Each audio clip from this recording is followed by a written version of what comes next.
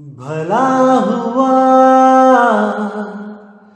मेरी माला टूट गई, मैं राम भजन से छूटी। भला हुआ मेरी माला टूट गई, मैं राम भजन से छूटी।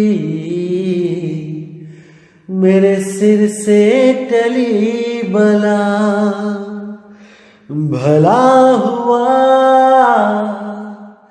मेरी माला टूट गई, मैं राम भजन से छूटी।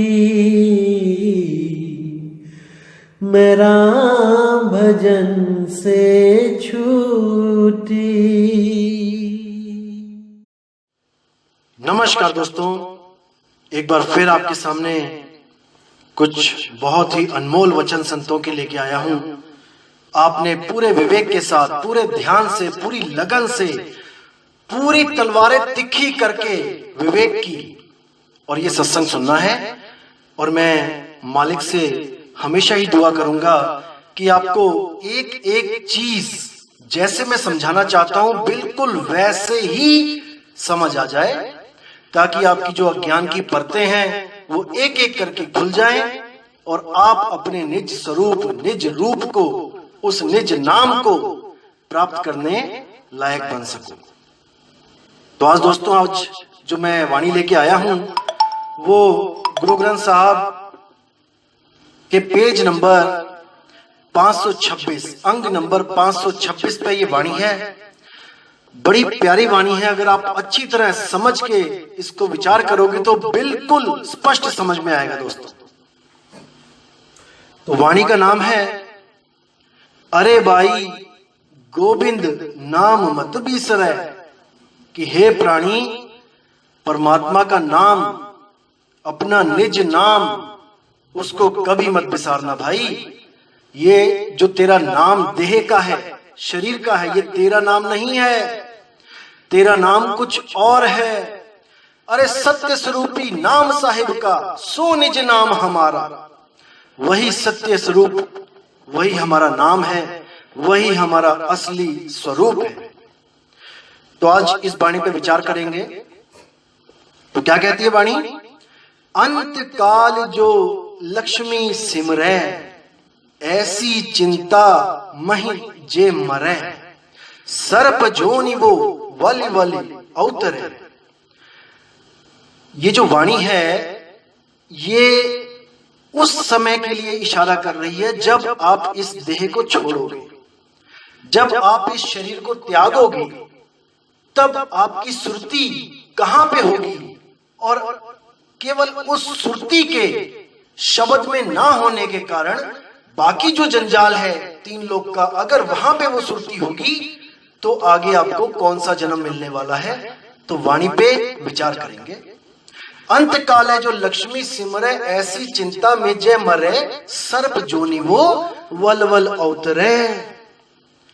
दोस्तों, मैं बताना चाहूंगा कि जो लोग, जिनका लक्ष्य केवल एक है कि पैसा कमाना, पैसा कमाना, पैसा कमाना, इसके अलावा उनकी जिंदगी का कोई लक्ष्य नहीं है। अरबों खरबों के मालिक हो गए लेकिन अभी भी पैसा कमाने की हवस खत्म नहीं हुई। वो चाहे तो सब कुछ छोड़ दें और उनकी 100 पुश्तें आने वाली, वो भी बिना काम किए जीवन व्यतीत कर सकते हैं। लेकिन ये पैसे की भूख ये खत्म नहीं हो रही। तो उन लोगों के लिए बोला गया कि अंत काल है जे लक्ष्मी सिमरै, क्योंकि सारी उम्र जहां पे आपका ध्यान होता है दोस्तों, अंत समय में ऑटोमेटिकली वही चीज आपको याद आती है जो आपने सारी उम्र याद की है। इसलिए साहिब कहते हैं, पल पल नाम ले गुरु का। हर समय आप जब सूरत को शब्द में लगा के रखोगे तो अंत समय में आपको कुछ करना नहीं पड़ेगा, वो ऑटोमेटिकली अपने आप जाएगी, क्योंकि आपने सारी उम्र अभ्यास किया। आपने अभ्यास किया, जिस चीज का आपने अभ्यास किया उसमें आप परफेक्ट हो ही जाते हो। करत करत अभ्यास ते जड़मत होत सुजान, ज्यों रसरी आवत जादते सिलते पड़े निशान। तो जो लोग माया के अधीन हो चुके हैं, जो केवल पैसा कमाना ही अपने जीवन का लक्ष्य बना चुके हैं भाई, और ये सोचते हैं कि जितना ज्यादा पैसा आ रहा है परमात्मा उतना हमसे खुश है, हम पर दयाल है। नहीं भाई, ये आप पर माया दयाल हुई है। इसी को लक्ष्मी बोला है यहाँ पे। अंत काल है जो लक्ष्मी सिमरै, जिसकी सुरती अंत समय में लक्ष्मी में यानी कि पैसे में होगी, वो अगला जन्म सांप का धारण करेगा और किसी खजाने के ऊपर बैठ के उसकी रक्षा करता मिलेगा। जैसे आपने देखा होगा, जितने भी खजाने आज तक खोदे गए हैं कहीं पर भी, उन खजानों के पास हमेशा कोई ना कोई नाग, कोई ना कोई सांप आपको मिलेगा। ये वही लोग हैं जो माया से प्रेम करते थे। और दोस्तों बताना चाहूंगा कि ये जरूरी नहीं है कि केवल शिष्य ही माया में जाएगा, यानी एक आम इंसान ही सर्पजून में जाएगा। नहीं, गुरु भी सर्प रूप में अवतरण लेगा। अगर गुरु की सुरती भी माया में फंसी है तो जैसे आपने देखा है अभी कि जितने भी गुरु हमारे भारत में हैं, जितने भी लगा लो, कुछ संतों को छोड़ के जो पूर्ण संत हैं, उनको छोड़कर जितने भी गुरु हैं, ये सब क्या कर रहे हैं? बड़े बड़े आश्रम, किलोमीटरों के, हजारों करोड़ों की जमीनें, बड़े बड़े बाग खरीद रखे हैं इन्होंने, बड़े बड़े हवाई जहाज ले रखे हैं, पानी के जहाज ले रखे हैं। यहां तक कि कुछ गुरुओं ने तो टापू भी खरीद लिए हैं। तो इन सब की सुरती कहां है? अरे भाई, हम यहां पे जीवों को मुक्त कराने आए हैं। यहां की जमीन जो काल की भूमि है, जो काल का इलाका है, उस पे कब्जा करने नहीं आए हैं कि इस सारी जमीन पे हम कब्जा कर लें, अपने आश्रम बनवा दें। आश्रम शिष्य का हृदय होता है, गुरु का आश्रम शिष्य का दिल होता है। उस दिल में जब गुरु रहता है, वही गुरु के रहने की असली जगह है, इन आश्रमों में नहीं है। इतना ही होना चाहिए जितने में एक इंसान गुजर बसर कर सकता है, इससे ज्यादा बिल्कुल नहीं, चाहे वो कोई भी साधु हो। अगर वो अरबों खरबों के आश्रम बना के बैठा है तो अभी उसको पता ही नहीं है कि एक भूकंप आएगा और उसकी सारी जितनी संगत की पैसे, उसने संगत की जो माया लगा रखी है, वो सब एक पल में ढह जाएगी, सारा पैसा बर्बाद। इससे अच्छा तो किसी भूखे को खाना खिला देते, परमात्मा का बच्चा समझ के। नानक साहब ने भी बोला था कि गुरु की गोलक सिख का मुख, यानी जो गरीब लोग हैं उनका मुंह है, वही गुरु की गोलक है। अगर आप पैसा देना चाहते हो तो गोलक यानी कि उस शिष्य के, उस गरीब इंसान के, उस जीव के मुख में डालो जो काम करने में असमर्थ है, जिसके दोनों हाथ कटे हैं, जिसके दोनों पैर कटे हैं, जो अंधा है आंखों से, जो सुन नहीं सकता, जो बोल नहीं सकता। वो कैसे पैसा कमाएंगे?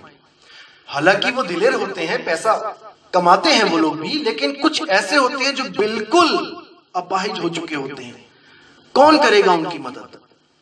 तो गुरु साहिबान ने कहा था कि उन लोगों के लिए लंगर चलाया जाए, और उस लंगर में आज तक वो लंगर चल रहा है। हालांकि जो लंगर की शुरुआत थी वो सच्चा सौदा, जो संतों को भोजन कराया गया था, वो तब से शुरू हुआ था। वो इसलिए कराया गया था क्योंकि ये संत अपना घर बार छोड़ के उस सत्य नाम का प्रचार कर रहे हैं। देखो कहां कहां प्रचार करते हैं जाके साधु महात्मा। बाबा नानक को ही देख लो, श्रीलंका से लेके अरब देश तक, चीन होते हुए, रशिया होते हुए अरब देश तक पहुंचे उस परमात्मा का प्रचार करने के लिए। तो वो कैसे खाएंगे पिएंगे रास्ते में? तो उस चीज को सोच के बाबा नानक ने उस समय 20 रुपए, जो आज के टाइम में 20 लाख के करीब है, उस समय 20 रुपए का भंडारा किया था, जो आज तक अटूट है। आप किसी भी गुरुद्वारे में जाएंगे, वहां पे आपको लंगर मिलेगा। तो दोस्तों, इसको समझना है मैं ये नहीं कह रहा हूं कि आप किसी गुरु को सेवा देना बंद कर दो, नहीं, बिल्कुल नहीं, लेकिन सेवा उतनी दो जितनी संगत के लिए उपयोग में आए।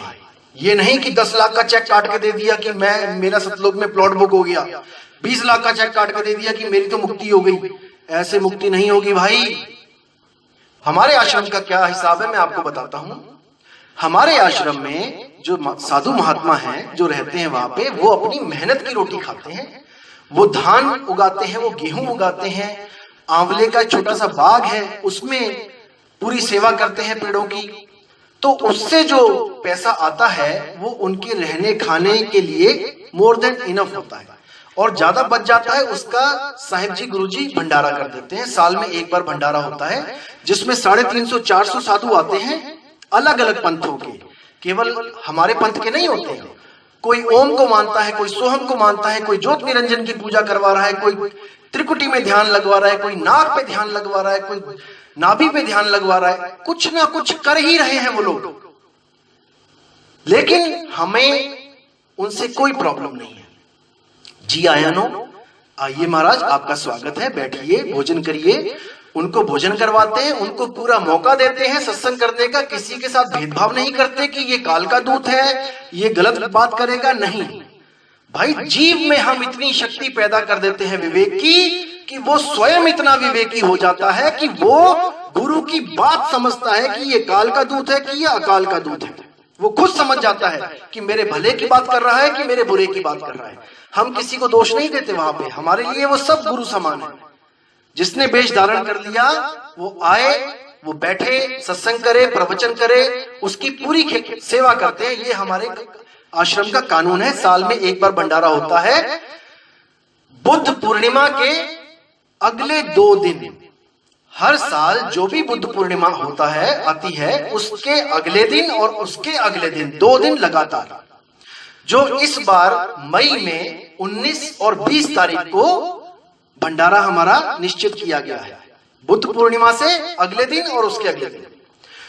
तो वहां पे क्या होता है दोस्तों, हमारे साधुओं को, जो हमारे गुरुजी हैं, इनको आपके पैसे की कोई जरूरत नहीं है। मालिक की दया से बहुत बढ़िया खा रहे हैं, पी रहे हैं, भजन कर रहे हैं, बंदगी कर रहे हैं। किसी से कुछ मांगने की जरूरत नहीं है। हमारा आश्रम वैसे का वैसा ही है जैसा शुरू से था।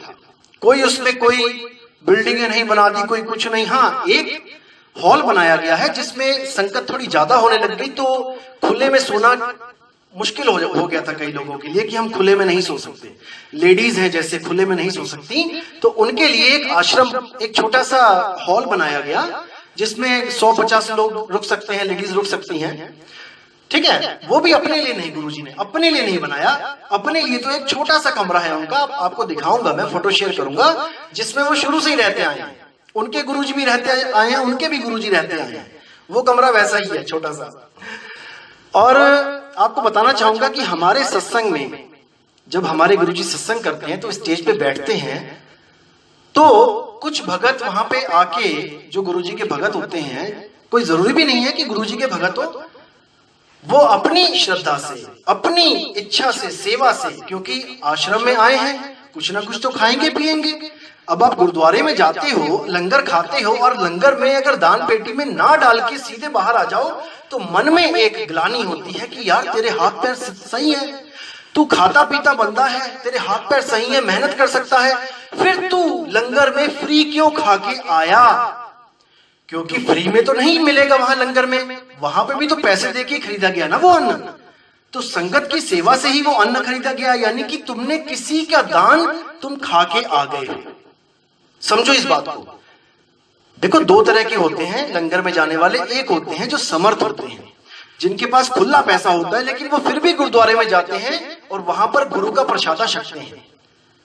उनको कोई पैसे की कमी नहीं है, अरबोपति हैं, लेकिन गुरुद्वारे में वो लंगर छकते हैं और जो उनकी श्रद्धा होती है, जो उनकी हैसियत होती है उसके हिसाब से वो दान पेटी में डाल देते हैं। और दूसरे जो होते हैं वो होते हैं जिनको सच में, जिनके पास कुछ होता नहीं है, पैसा नहीं होता है, वो केवल शुक्राना करते हैं कि हे मेरे परमात्मा, शुक्र है कि तूने बाबा नानक जैसे ऐसे महात्मा को यहां भेजा जिसने ऐसी लंगर की प्रथा चलाई कि हम गरीबों को, हम जो असमर्थ है पैसा कमाने में, उनको भी एक वक्त की रोटी नसीब हो जाती है। ये मालिक का शुक्र करते हैं। और मैं भी शुक्र करता हूं कि धन्य है ये सिख पंथ जो आज तक अटूट लंगर चलाते हैं। भाई, इंसान पैसा नहीं खाएगा, इंसान नोट नहीं खाएगा। इंसान की पहली जरूरत है रोटी और पानी। कपड़े भी दूसरी जरूरत है, कपड़े के बिना भी वो रह लेगा। आप एक कपड़ा बांध लो अपने कमर के नीचे और आप रह सकते हो 20 दिन 25 दिन, लेकिन आप खाने के बिना नहीं रह सकते। तो ये उन लोगों के लिए था जो असमर्थ थे, या फिर जो साधु लोग थे जो भ्रमण करते थे, उनकी सेवा करने के लिए लंगर चलाए गए। आज भी आप देखोगे कांवड़ की यात्रा में जब घर से निकलते हैं तो जगह जगह लंगर चलाए जाते हैं कि वो यात्री जो घर बार छोड़ के उस यात्रा पे जा रहे हैं वो रास्ते में कैसे खाएंगे। जिनके पास पैसा है वो तो होटलों में बैठ जाएंगे, और जिनके पास पैसा नहीं है वो तो उनके लिए कुछ भगत लंगर लगाते हैं, बहुत अच्छा लंगर लगाते हैं। मैंने भी देखा है कई जगह। तो हमारे आश्रम में गुरुजी जब सत्संग करते हैं तो किसी भी शिष्य को वो नहीं कहते कि कोई पैसा दो। नोट करना दोस्तों, किसी भी शिष्य पे कोई कानून लागू नहीं होता कि आप पैसे दो। लेकिन जो शिष्य वहां गया है, जो वहां खाना खा रहा है, भोजन कर रहा है, सत्संग का आनंद ले रहा है, उसके दिल में एक कसक होती है कि मैं फ्री में क्यों खाऊं। जब परमात्मा ने मुझे हाथ पैर दिए हैं तो मैं कम से कम उतना तो मैं दे के आऊंगा ही जितने का मैं भोजन कर रहा हूं। 2 दिन में 4 टाइम तो भोजन करता है। आप किसी आम छोटे से ढाबे में भी करोगे 100 रुपए 50 रुपए 70 रुपए का तो भोजन होता ही है। नहीं होता तो बता दो। लेकिन हमारे गुरुजी कभी किसी को नहीं कहते कि आप पैसे दो। ये आपकी श्रद्धा है। अगर आप इतना संत समाज आया है, इतने भगत आए हैं, आप चाहते हो कि आपकी कमाई, मेहनत की कमाई में से थोड़ा सा अंश, कोई 10 रुपए, कोई 5 रुपए, कोई 20 रुपए, कोई 100 रुपए, कोई 500 रुपए, जो आपकी हैसियत है, जो आपकी श्रद्धा है, अगर वो आप गुरु के चरणों में भेंट करते हो कि मालिक ये मेरी मेहनत की कमाई का छोटा सा अंश है और ये इन संगत को, इनकी सेवा में लगा दो, इन साधु संत जो बाहर से आए हैं इनकी सेवा में लगा दो, तो दोस्तों इसमें कोई बुराई नहीं है। इसमें कोई ऐसा नहीं कह सकता कि गुरुजी किसी से मांगते हैं, क्योंकि मांगा तो जाएगा ही नहीं। जो गुरु मांग ले उसको तत्काल त्याग दो। जो गुरु कहे कि नहीं देना पड़ेगा उसको तत्काल ही त्याग दो, क्योंकि साधु भूखा भाव का और धन का भूखा नहीं। जो धन का भूखा फिरे और सो तो साधु नहीं, वो साधु नहीं है भाई। तो हमारे आश्रम में ये रीत शुरू से ही चलती आ रही है कि आओ संतो मेला कीजिए, कि हे संतो आओ मेला करो। और असली मेला जो शब्द सूरत का मेला है वो तभी मेला पूरा हो सकता है जब आप संतों के पास जाकर सच्चे शब्द की परख करोगे। अगर आप अलग अलग संतों के पास नहीं जाओगे, उनका सत्संग नहीं सुनोगे, तो दोस्तों आपको पता कैसे लगेगा। इसीलिए मैं कहता हूं कि कोई भी सत्संग होता है कहीं भी जरूर सुनो, जरूर सुनो। और जो संत ये कहते हैं कि दूसरों का सत्संग नहीं सुनना है, असल में वो डरते हैं कि कहीं उनसे आगे का गुरु ना मिल जाए इस शिष्य को, जी उनसे आगे का ज्ञान ना मिल जाए, मूल ज्ञान ना मिल जाए, नहीं तो मेरा चेला मुझे छोड़ जाएगा। वो संत डरते हैं। और कबीर साहब क्या कहते हैं कि जो मेरा शिष्य होगा वो किसी भी सत्संग में बैठ के भ्रमित नहीं हो सकता, भ्रमित नहीं हो सकता, क्योंकि उसको निज रूप का ज्ञान दिया जा रहा है और निज रूप से बड़ी कोई ताकत नहीं, निज आत्म ज्ञान से बड़ा कोई भगवान नहीं, वही सबसे बड़ा परमात्मा है। तो दोस्तों मैं फिर कहूंगा कि हम कभी भी किसी को ये नहीं कहते कि आप हमारे गुरु से जुड़ गए हो तो अब आप किसी और का सत्संग मत सुनो, बिल्कुल नहीं। आप जाओ सुनो, कहीं भी बैठो, कहीं भी संगत में बैठो, कोई सेवा करता है किसी दूसरे आश्रम में, आप यारी दोस्ती में उसके साथ चले जाओ, वहां पे सेवा करो, क्योंकि सब जीव अपने हैं, परमात्मा के ही जीव हैं। अरे बेगाना कौन है भाई? अगर आप किसी की सेवा करते हो तो इनडायरेक्टली आप परमात्मा की ही सेवा कर रहे हो, क्योंकि घट घट रमा कबीर, हर घट में वो बोलनहार है, आप उसी की सेवा कर रहे हो। मैं कभी नहीं कहता, हम तो अपने शिष्यों को, जो अपने गुरु जी के शिष्य हैं, उनको ये तक कह देते हैं कि अगर आपने हमें छोड़ के जाना है तो जाओ, लेकिन भाई आगे जाना, पीछे मत जाना। हमसे आगे का, इस मूल ज्ञान से आगे का कोई ज्ञान बताता है, बेशक चले जाना और हमें भी ले जाना। हमें क्यों छोड़ते हो? जब हम पीछे से आगे आपको लेके आ रहे हैं और आपको आगे का ज्ञान मिल रहा है, तो हमें क्यों पीछे छोड़ रहे हो? भाई हमें भी साथ ले चलो, क्योंकि हम भी यहाँ अपना आत्म कल्याण करवाने आए हैं। भाई अगर हम भी गलत हैं तो हम भी उस ज्ञान को समझेंगे कि इससे आगे का ज्ञान क्या है, और अगर वो सच में इससे आगे का ज्ञान होगा तो भाई हमें भी कोई प्रॉब्लम नहीं है। मैं अपने गुरुजी को भी साथ में लेके जाऊंगा और आपके गुरुजी से नाम लूंगा, कोई दिक्कत नहीं है। लेकिन ज्ञान को परखने के बाद, हमारे गुरुजी की बात है ये, जो मैं बोल रहा हूं ये मैं नहीं बोल रहा हूं, ये हमारे गुरुजी बोलते हैं, जिन लोगों ने नाम लिया। आप उनसे पूछ सकते हो, आपको वो बताएंगे। तो दोस्तों, इसीलिए मैं कहना चाहता हूं कि गुरु मेरे सब ही बड़े, अपनी अपनी ठौर, और शब्द विवेकी पारखी, सो माथे का मोर।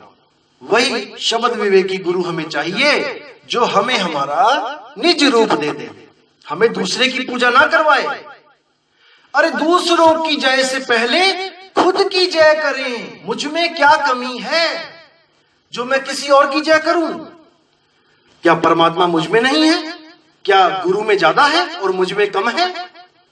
सब में मेरा साइया, सब में है वो, एक समान है, एक रस है, बस उसको प्राप्त कराने वाला कोई गुरु नहीं मिल रहा है। और जो गुरु मिल रहे हैं वो शुरू शुरू में तो कबीर साहब का ज्ञान देते हैं कि कबीर साहब परमात्मा है, हम दास हैं, कबीर साहब परमात्मा है, हम उनके दास हैं। और जब संगत हो जाती है 10 लाख, 20 लाख, 50 लाख, तो खुद ही कबीर बन जाते हैं, खुद ही प्रूफ देते हैं किताबों से निकाल निकाल के कि मैं ही हूं वो, मैं ही हूं कबीर का अवतार। साहेब कहते हैं कबीरा स्वामी कोई नहीं, और स्वामी सिरजनहार, स्वामी बन के जो फिरे, अरे बड़ी सहेगा मार। इस दुनिया में जिसने भी आज तक ये बोला कि मैं भगवान हूं, उसका हाल देख लो, वो मिट्टी में मिल गया। हिरण्याकश्यप देख लो, कंस देख लो, रावण देख लो, और संतों के क्या नाम लूं मैं। तो साहिब क्या बोल रहे हैं, हमने उस पे विचार करना है, साहिब के मूल ज्ञान को समझना है, इसी से हमारा मोक्ष होगा। तो आगे वाणी क्या कहती है कि अरे भाई गोविंद नाम मत बिसरे, कि भाई गलती से भी अंत समय में उस शब्द के अलावा कहीं भी सुरती ना होनी चाहिए तेरी। कोई माँ नहीं, कोई बाप नहीं, कोई पैसा नहीं, कोई फोटो नहीं, किसी फोटो में भी नहीं होनी चाहिए। कुछ लोग गुरु की फोटो लगा लेते हैं मंदिर में अपने, और अगरबत्ती लगाते हैं, धूप अगरबत्ती लगाते हैं, ध्यान करते हैं, बताओ उसका, फोटो का, कबीर पंथ में। और कबीर साहब क्या कहते हैं, पाथर पूजे हरि मिले तो मैं पूजू पहाड़। अगर पत्थर पूजने से हरि मिलता है तो मैं पहाड़ पूजूंगा।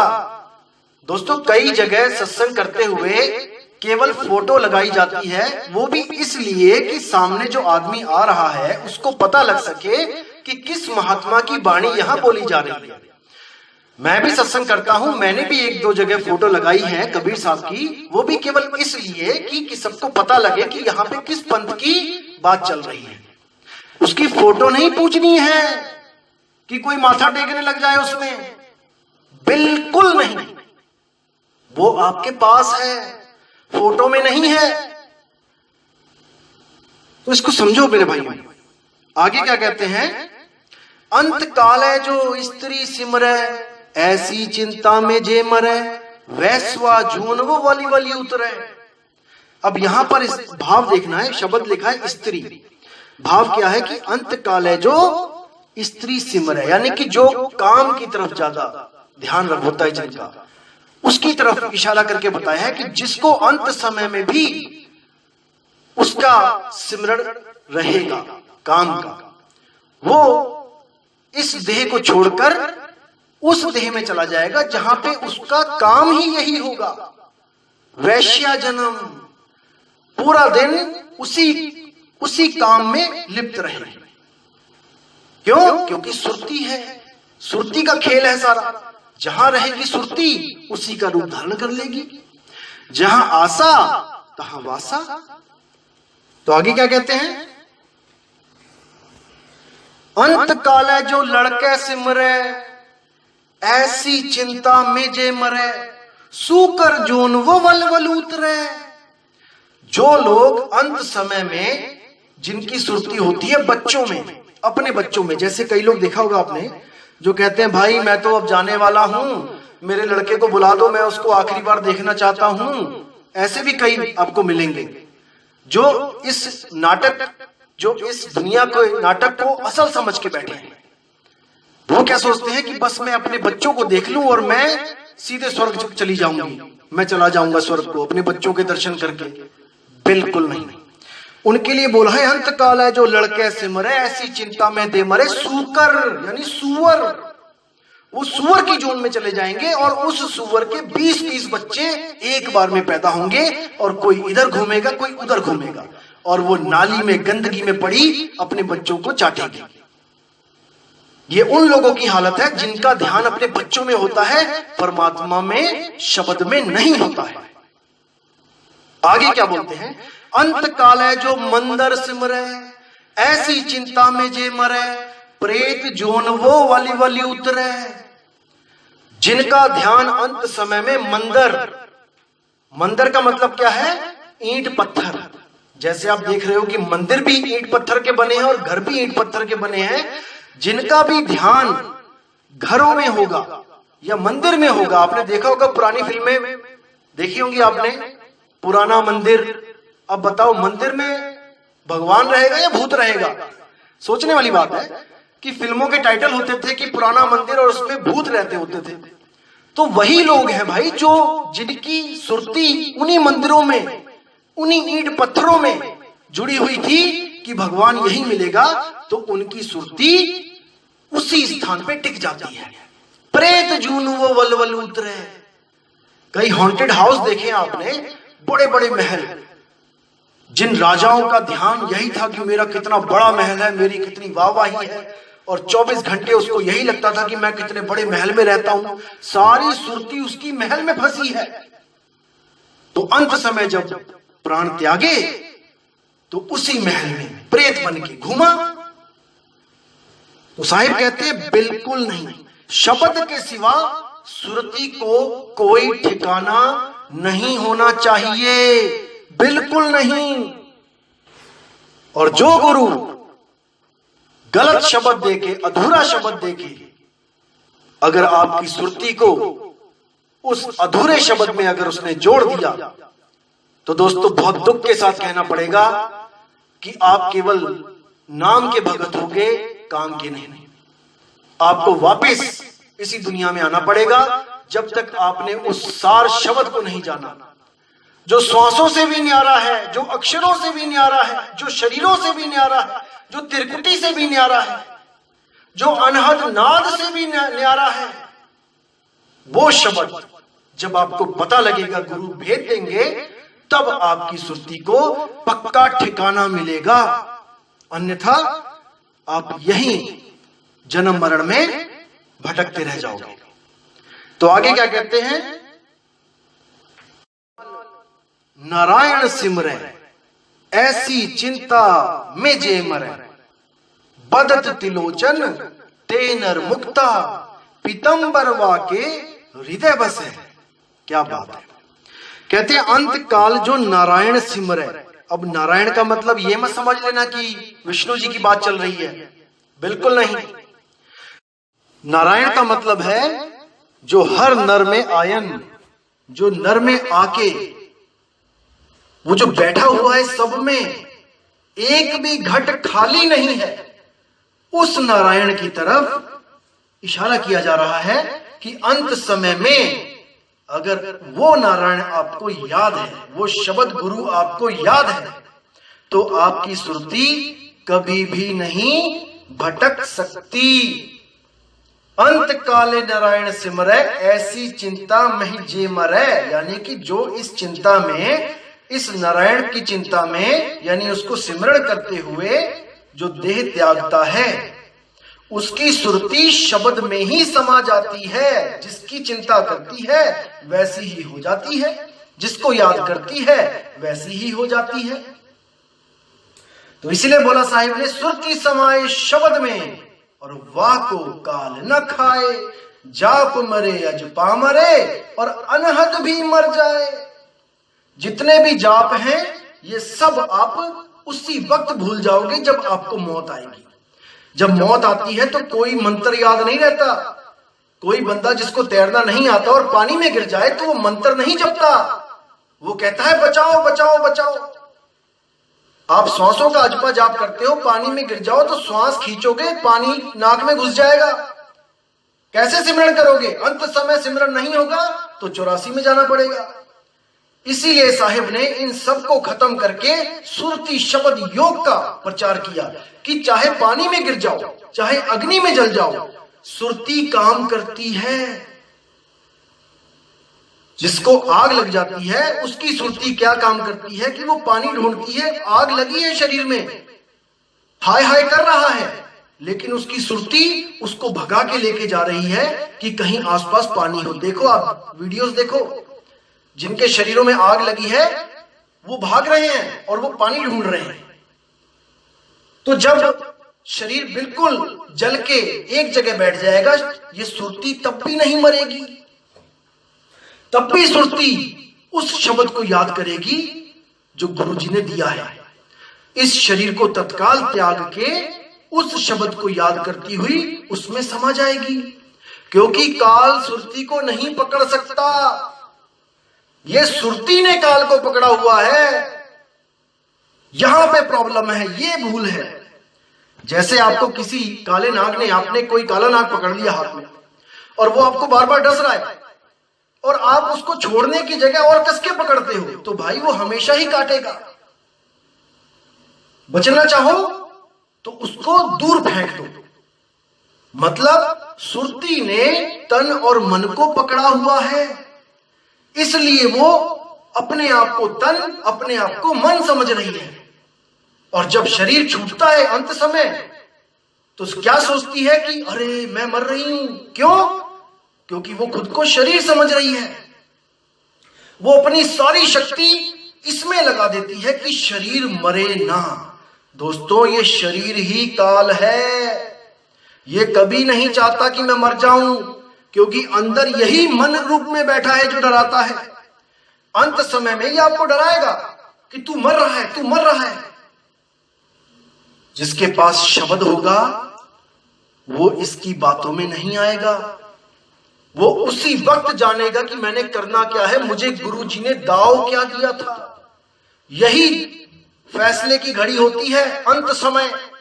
यही एग्जामिनेशन हॉल के अंदर बैठा होता है बच्चा, और जैसा उसको गुरु मिलता है वैसा ही वो पेपर करके आता है। इसीलिए बोलते हैं, गुरु मेरे सभी बड़े अपनी अपनी ठौर, शब्द विवेकी पारखी सो माथे का मोर। अरे गुरु गुरु में भेद है, गुरु गुरु में भाव, सोई गुरु नित बंदिए, जो शब्द बतावे दाव। जो आपको दाव पेच सिखा दे कि जब शरीर छूट रहा होगा, मौत आ रही होगी, उस वक्त आपने क्या करना है। जो ये दाव आपको सिखा दे, वही गुरु आपका सच्चा हमदर्द है, सच्चा हितैषी गुरु है।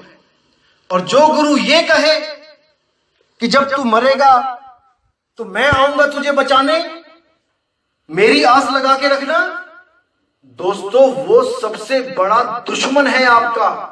क्योंकि आप में कोई कमी नहीं है कि आप अपने मन से ना जीत सको। आप भी शब्द रूप हो, बस अपने आप को पहचान नहीं पा रहे। जिस दिन अपने आप को पहचान गया, उस दिन ये मन, उस दिन आपके सामने खड़ा नहीं हो सकता। ये अरे सार शब्द आए जही विधि हाथा और तही विधि काल नवावे माथा। जिस दिन वो सार शब्द प्रकट हो गया और आपने उसको प्राप्त कर लिया, ये काल उसी समय अपना सिर आपके सामने झुका देगा। जैसे उस शेर के आगे गडरिया भागा फिरा, जिस शेर ने अपने निज स्वरूप को, अपने निज रूप को, अपनी निज आवाज को पहचान लिया। तो दोस्तों, बिल्कुल भ्रमित नहीं होना है। कोई आपको भ्रमित करने की कोशिश करे, बिल्कुल नहीं होना है। ज्ञान की तलवारें, विवेक की तलवारें निकाल के रखो और अज्ञान को काट दो, क्योंकि आपके, केवल आपके जन्म मरण का सवाल है भाई। आप किसी की बातों में आओगे, उसका कोई नुकसान नहीं होगा, नुकसान केवल आपका होगा, केवल आपका। कोई गुरु जो भी कहता है कि मैं लेने आऊंगा, आप उसकी परीक्षा लो। आप गुरुजी को फोन करो, अपने अपने गुरु को, कि गुरुजी मैं एक कुएं में गिर गया हूं, मुझे बचाओ आके। तो वो कहेगा भैया कहां पे, कौन से कुएं में? तो वो आप बोलो कि तो आप बताओ ना, ये आप ढूंढो। गुरुजी मुझे नहीं पता, मैं तो सड़क के किनारे जा रहा था किसी गांव में और मैं गिर गया कुएं में, अब मुझे आके बताओ, बचाओ गुरुजी आप। अब देखना गुरु क्या बोलेगा कि अरे भैया मैं कैसे बचाऊं, कौन सी जगह है, कौन सा एड्रेस है, ये तो बता दे।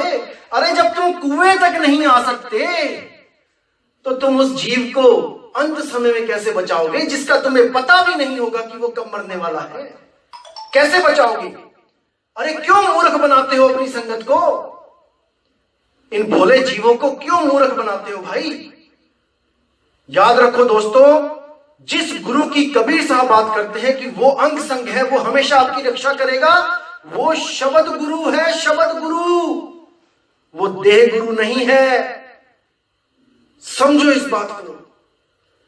गुरु किया है देह का, अरे सतगुरु चीना नहीं, और भव सागर के जाल में फिर गोता खाही। गोता खाना पड़ेगा भाई, जब तक शब्द गुरु को नहीं चीनते हो। शब्द गुरु ही सच्चा गुरु है, वो सच्ची धुन, वो सच्ची झनकार, वही सच्चा गुरु है, जिसके लिए गरीबदास जी कहते हैं अरे कोई है रे परले पार का, और जो भेद कहे झनकार का, वो उस झनकार का भेद बताने आता है इस दुनिया में, जो अखंड है, जो अनाम है, जो अबोल है, जिसको लिखा नहीं जा सकता, जिसको पढ़ा नहीं जा सकता, उसको केवल और केवल श्रुति के द्वारा महसूस किया जा सकता है। सुरती के द्वारा, इस शरीरों की इंद्रियों के द्वारा नहीं कि कान बंद करके महसूस करो, कि उसको आंखों से देख के महसूस करो, कोई त्रिकुटी में प्रकाश दिखा दिया, आंखों से देख लिया, महसूस हो गया, नहीं। आंख न मूंदो, कान न रूंदो, तनिक कष्ट मत धारो, और खुले नयन पहचानो हंस हंस सुंदर रूप निहारो। उस परमात्मा को, उस शब्द गुरु को अपनी सुरती के द्वारा प्राप्त करने के लिए कमर कस लो मेरे भाई, नहीं तो 84 में जाना पड़ेगा, कोई नहीं रोक सकता। और जितने ये गुरु ठेकेदार बन जाते हैं कि हम बचाएंगे, उनकी परीक्षा लो उनकी परीक्षा, वरना नुकसान आपका है मेरे भाई, किसी और का नहीं है। गुरु ने जहां जाना है वो तो चला ही जाएगा, लेकिन आप कहां जाओगे? ऐसे ही कुछ मेरे भाई कहते हैं कि नहीं जी देखो हमने तो गुरु बना लिया, एक ही गुरु बनाएंगे, अब चाहे वो स्वर्ग में ले जाए चाहे नरक में ले जाए, किस्सा ही खत्म, मैटर ही क्लोज कर देते हैं। तो इस पे मैं आपको एक चीज बताता हूं, एक बड़ी अच्छी साखी है। एक बार क्या होता है, कबीर साहब भ्रमण कर रहे होते हैं, जीवों को चेता रहे होते हैं, तो एक गांव में जाते हैं, वहां पे एक गुरु और चेला दोनों रहते होते हैं। तो जो गुरुजी होते हैं वो पपीता खाने के बड़े शौकीन होते हैं, उनको पपीता बहुत अच्छा लगता है, बहुत ज्यादा। तो रोज अपने चेले को कहते हैं भाई पपीता ला तोड़ के, वो जाता है अपना पेड़ से तोड़ के लाता है, जब पेड़ पे नहीं होता है तो बाजार से खरीद के लाता है। रोज दिनचर्या है कि पपीता खाना ही खाना है, सुरती पपीते है भाई। तो कबीर साहब जाते हैं वहां पे, तो उस शिष्य को कहते हैं कि भाई, उस वक्त गुरु नहीं होता है बाई चांस, तो शिष्य को बोलते हैं उसको कि भाई जो तू नाम लेता है, जो सिमरन करता है, क्या आपको लगता है कि उससे मुक्ति होगी? तो शिष्य कहता है हाँ, गुरुजी ने दिया है मुझे नाम और मुझे पूरा भरोसा है गुरुजी पे, मुझे पार करेंगे।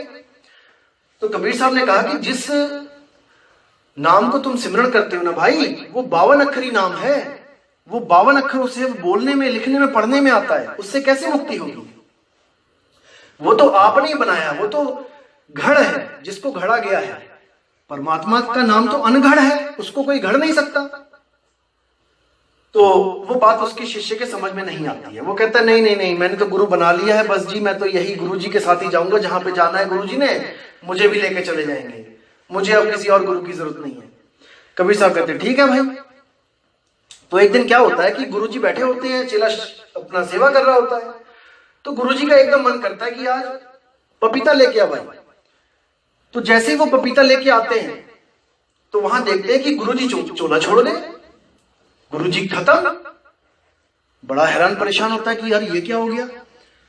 तो क्या होता है कि तो हल्ला मच जाता है पूरा गांव में कि साधु जी चोला छोड़ गए हैं। सब इकट्ठे हो जाते हैं, सुबह से शाम हो जाती है। तो कबीर साहब भी आते हैं और वहां पे सब इकट्ठे होते हैं उनकी समाधि बनाने के लिए।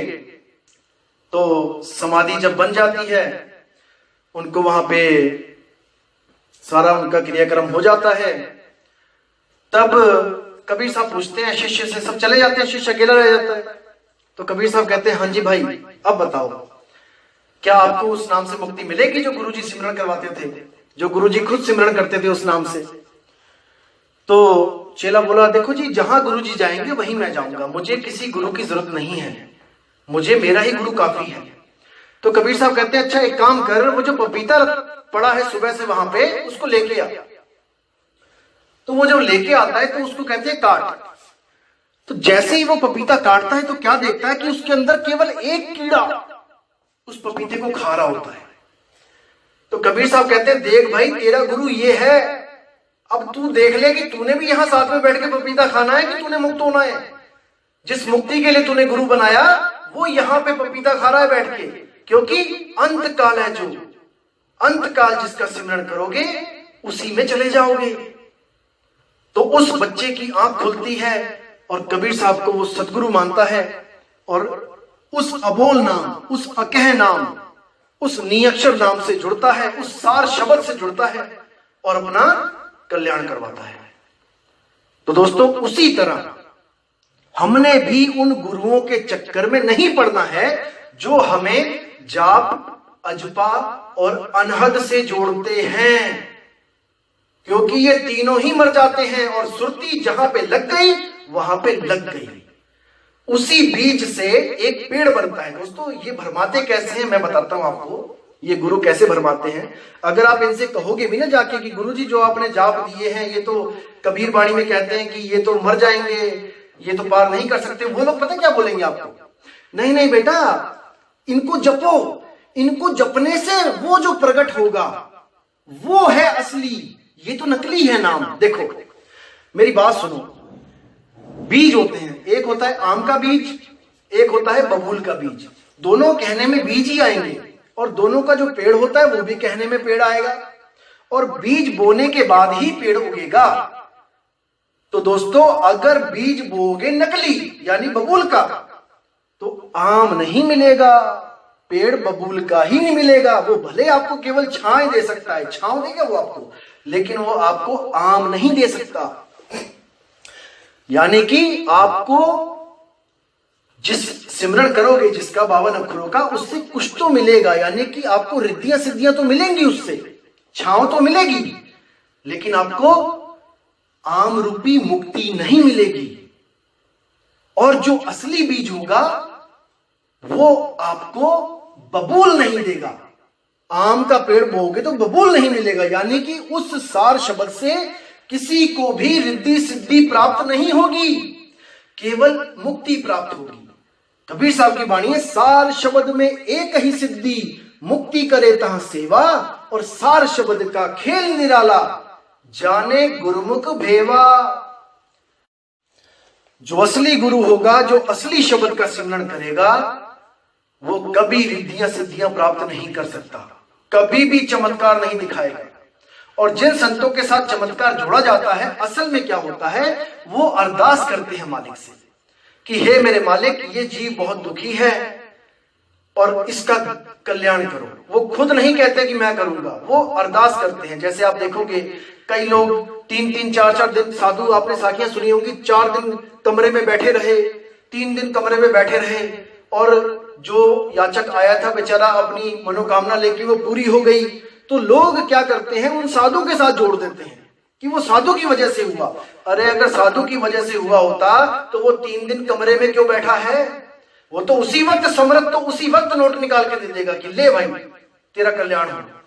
इसका मतलब वो साधु भी किसी और से मांग रहा है, उस समर्थ पुरुष कबीर से मांग रहा है जो सबको सब कुछ दे सकता है, लेकिन वो उतना ही देता है जितने में आपका मन बिगड़ ना जाए।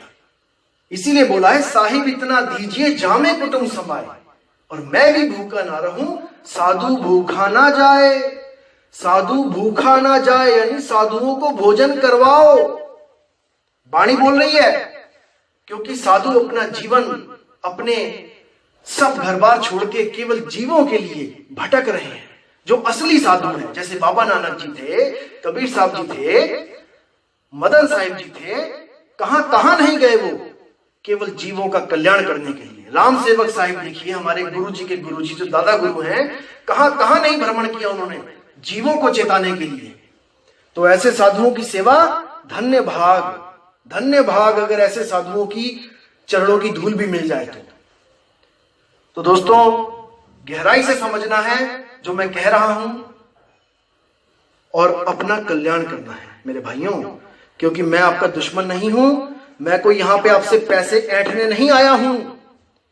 मैं तो अपनी शक्ल तक नहीं दिखाऊंगा आपको कि मैं हूं कौन, क्योंकि मेरा मकसद अपनी शक्ल दिखाना नहीं, आपको आपकी शक्ल दिखाना है, आपका निज स्वरूप दिखाना है मेरे भाई।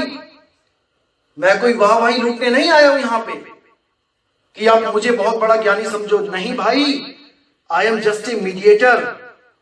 मैं आपको केवल उस मालिक का ज्ञान आप तक पहुंचा रहा हूं और मैं बीच में से निकल जाऊंगा।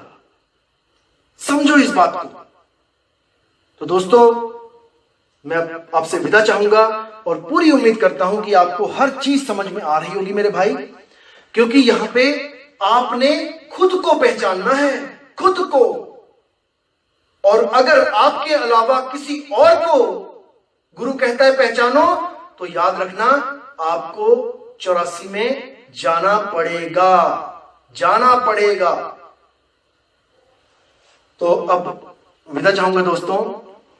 जय गुरु बंदी छोड़ बैराग साहिब जी की, जय गुरु बंदी छोड़ मदन साहिब जी की, जय जय बंदी छोड़ सतगुरु सत्य कबीर साहिब की सदा ही जय हो, सदा ही जय हो। साहिब बंदगी सतनाम।